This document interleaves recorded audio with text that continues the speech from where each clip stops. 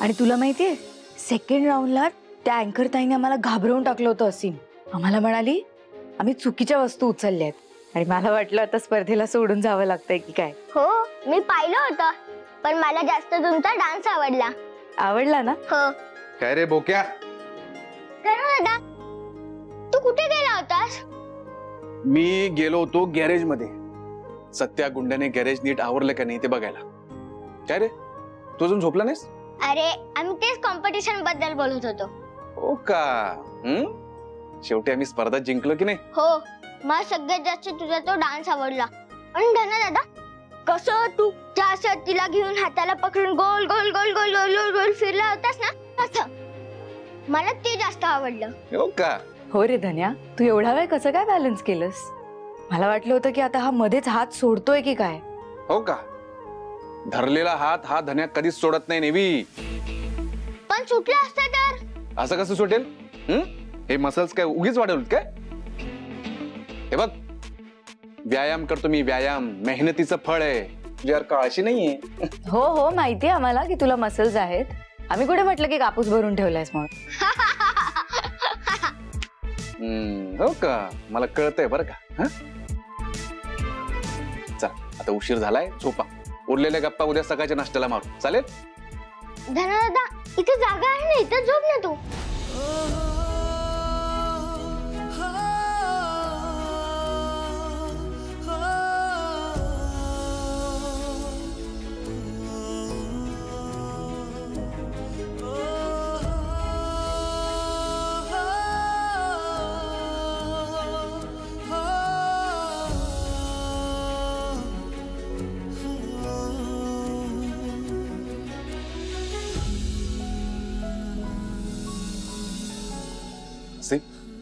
तू breathing exercises कर.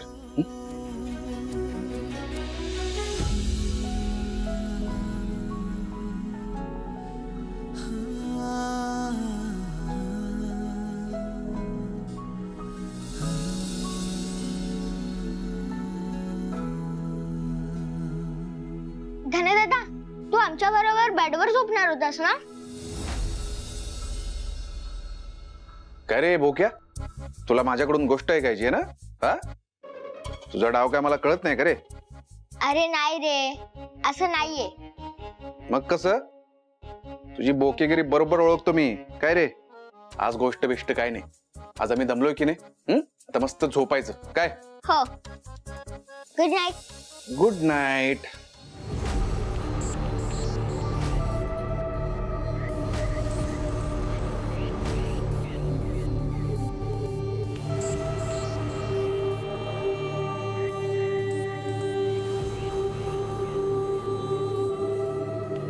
धन्या काय एवढी फॉर्मॅलिटी बाळगतोस? तुला ऑकवर्ड वाटेल असं मी काहीही करणार नाही. आणि तसंही स्पर्धेमध्ये आपण नवरा बायको म्हणून खेळलो असलो तरी तू मला शेवटी मित्रच म्हणालीस ग. पण सगळं बोलून नाही दाखवता येत ना धन्या. बेडवर झोपला असतास तरी चाललं असतं मला. खरं सांगायचं तर मला तुमच्यासोबत बेडवर झोपायला आवडलं असतं, पण मला माझी कोणतीही लाईन क्रॉस करायची नाहीये नेवी. तुझ्यावर विश्वास आहे असं किती वेळा सांगितलंय रे मी तुला? तुझा माझ्यावर विश्वास असला तरी असो, झोपतो मी. Good night. अबे काय हो तुम्ही? हा काल आपलं काय बोलणं झालं होतं? एकत्र जायचं म्हणून, हो की नाही? मग असेच सोडून गेलात ना मला? काय एवढ्या सकाळी मीटिंग? कुठली मीटिंग आहे? कुठला बॉस आहे हा? बरं ते सगळं जाऊ दे. संध्याकाळी मला पिकअप करणार आहात तुम्ही? हा नाही नाही मी फोन करणार नाहीये आणि अजिबात नाही करणार आहे. ठेवते मी. ही राशी हो. हा ठेवते बाय. राशी काय गोंधळ चाललाय? हा मध्ये मध्ये येऊ नकोस. आणि तुला सुट्टी आहे, मला काम आहेत. राशी आज सुट्टी आहे, पण त्या असीम सोबत अजिबात खेळायचं नाहीये. गुपचूप आपल्या बेडरूम मध्ये अभ्यास करत बसायचे, कळलं? हो. इथं संध्याकाळी सोनाराकडे जायचंय. फोटो पण पाठवायचे. काय ग येस.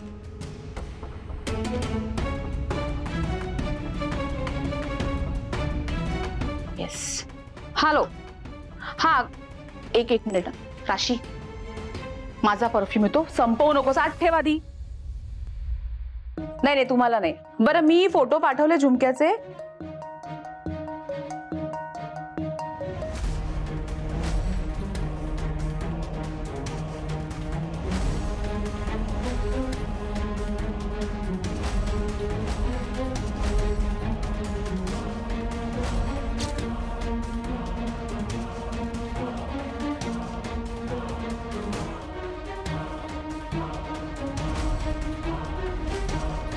हो चालेल. राशी,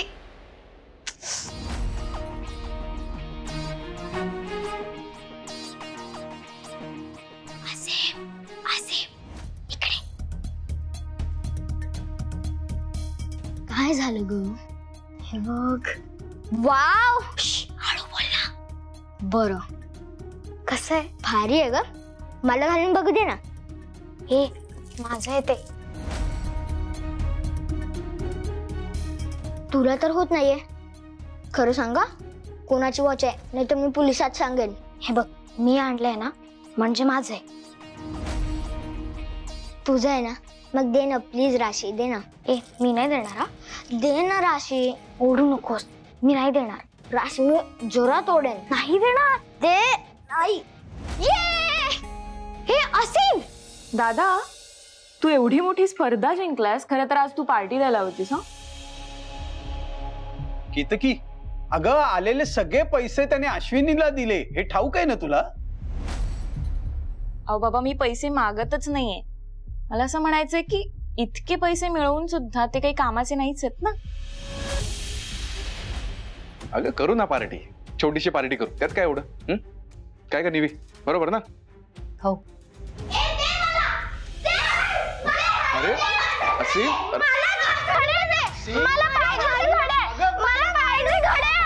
राशी, किती मस्ती करताय? थांबा थांबा थांबा. असीम, काय तुझ्या हातात बघू? हे बघ, राशीने हे घड्याळ आणले कुठून तरी.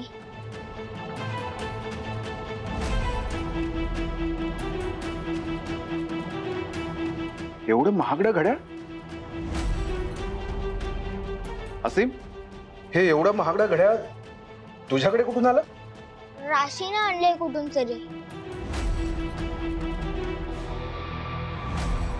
राशी, हे घड्याळ तुझ्याकडे कुठून आलं?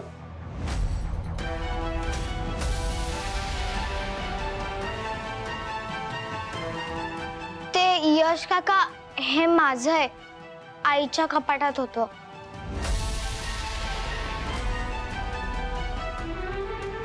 धन्या, हे घड्याळ बरंच महाग दिसतंय. महागडं तर आहे, म्हणजे ब्रँडेड आहे.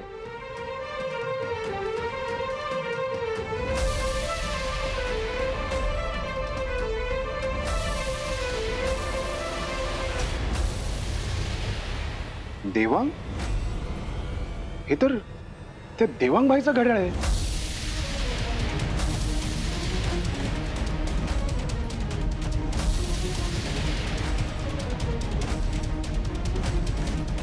हे घड्याळ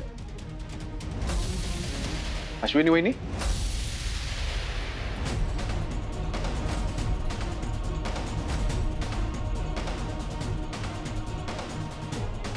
काय झालं? हे घड्याळ तुझ्याकडे कुठून आलं?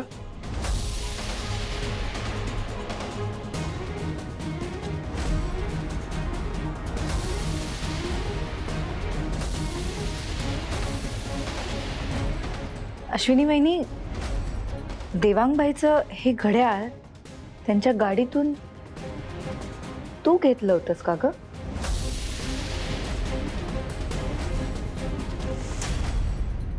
जे काय ते खरं सांग अश्विनी वहिनी, हे घड्याळ तू घेतलं होतंस का? अश्विनी वहिनी बोल. देवांग भाई जेव्हा गाडी द्यायला आला होता तेव्हा तू गॅरेजच्या इथून जात होतीस. नाही, सत्यानं सांगितलं होतं मला. तूच चोरलंस ना हे घड्याळ?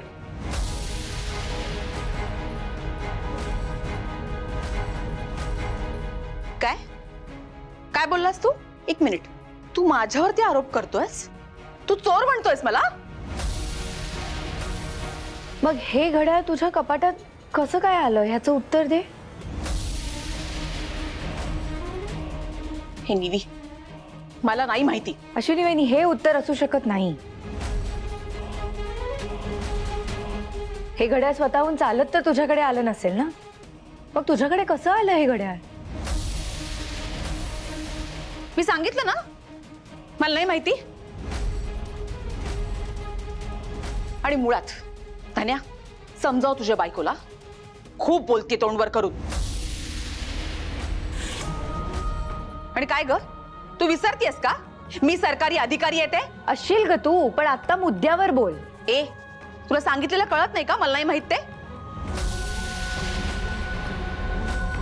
आणि मुळात अशा फालतूच्या चोऱ्या करायची गरज नाहीये मला.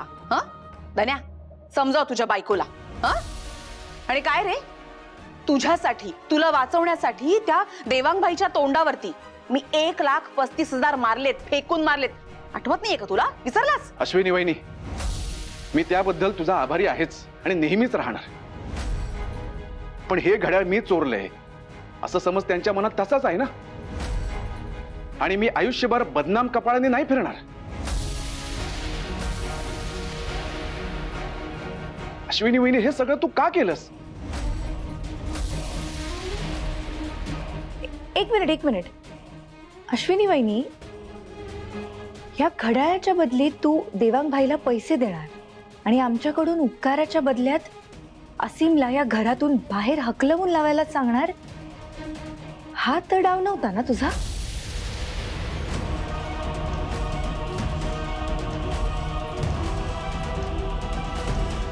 ए निवेदिता, तू माझ्यावरती खोटे आरोप करू नकोस. मी काही केलेलं नाहीये. हे घड्याळ तुझ्या कपाटात सापडलं अश्विनी वहिनी, ह्याचा काय अर्थ लावायचा आम्ही? हे घड्याळ तुझ्याकडे कसं आलं हे तरी सांग. मग सांगितलं ना मला नाही माहिती. या राशीने आणलं असेल कुठून तरी.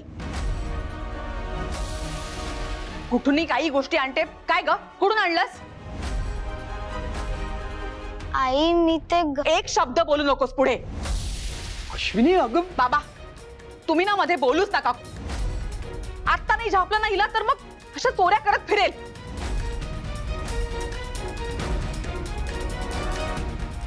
काय गई, का हात लावलास त्या घड्याळाला? हा आई नको ना आई. तुला बरोबर सांगतेस मी. चल खोलीमध्ये चल. अश्विनी अगं नको. अश्विनी राशी, मारू नकोस तिला. राशी.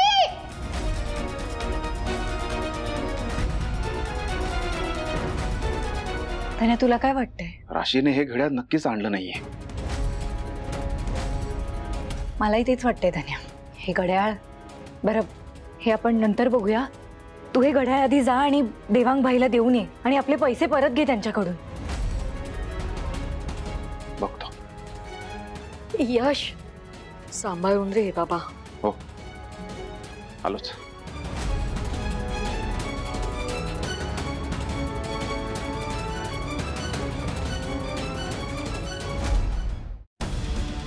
आवाज एकदम बंद, एकदम बंद आवाज. राशी, सांगितलेलं सगळं डोक्यात ठेवायचं यापुढे, कळलं ना? विसरायचं नाहीये. आणि विसरलीस ना तर माझ्या एवढं वाईट कोणी नाहीये. माझ्याशी गाठे लक्षात ठेव. रडून दाखवू नकोस मला. गप्पा बस एकदम. मला आता डबा भरायचाय आणि ऑफिसला जायचंय. पण तू या खोलीतनं अजिबात बाहेर पडायचं नाहीये. गुपचूप बसायचं इथे, अभ्यास करायचा दिवसभर. ही शिक्षा आहे तुला. इथे बस.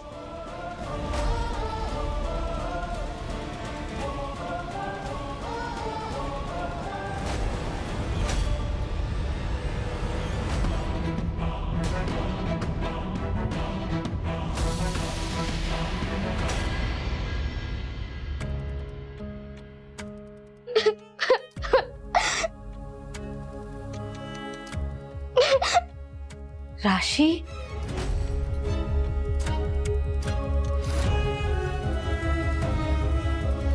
राशी रडू नको बाळा. हे बघ, मला माहितीये तू ते घड्याळ चोरलं नाहीयेस, तुला आठवतंय त्या घड्याळावरून आपल्या घरात किती वाद झाले होते? मग आता नेमकं तेच घड्याळ तुझ्या आईला तुझ्या हातात दिसलं म्हणून ती तुझ्यावर चिडली बाळा. पण निवी काकी, मी नाही चोरलं ग ते घड्याळ. मी चोर नाहीये ग. राशी अगं, हे बघ माझा विश्वास आहे तुझ्यावर. पण निवी काकी, आईने मला सगळ्यांसमोर मारलं. ती खूप बॅड आई आहे. राशी असं नाही बोलायचं आईला. आईला बॅड नाही म्हणायचं.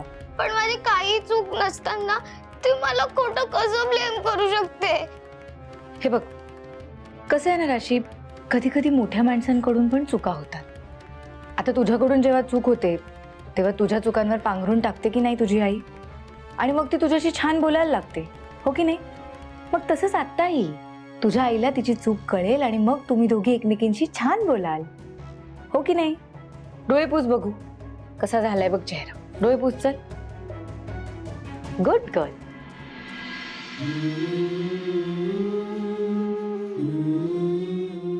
राशी, तुला किती वाईट वाटत असेल मला कळतंय बाळा. स्वतःच्या मुलीला जबरदस्तीने खोटं बोलायला लावणं किती वाईट आणि दुर्दैवी आहे.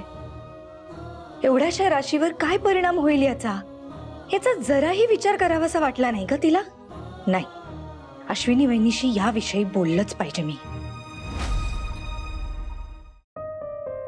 राशी चल आता रडणं स्टॉप कर. आणि मी तुझ्यासाठी काहीतरी आणलंय. तुझं फेवरेट आणलंय. काय? हे बघ. वाव, हा मी तुला उघडून देते. कसं आहे? मस्त आहे. हे घे, तू चॉकलेट खा, मी जरा आलेच. आणि रडायचं नाही.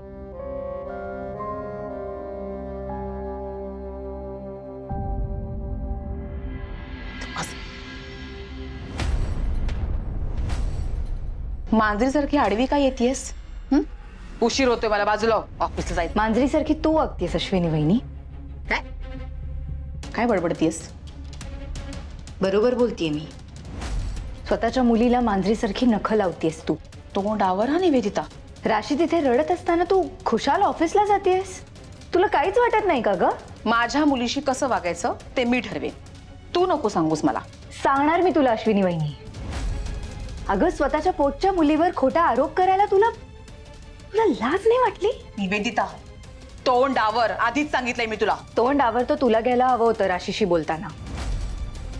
चुकीचं तू केलंस. तू चुकीची वागलीस आणि दोषी तिला ठरवतेस तू.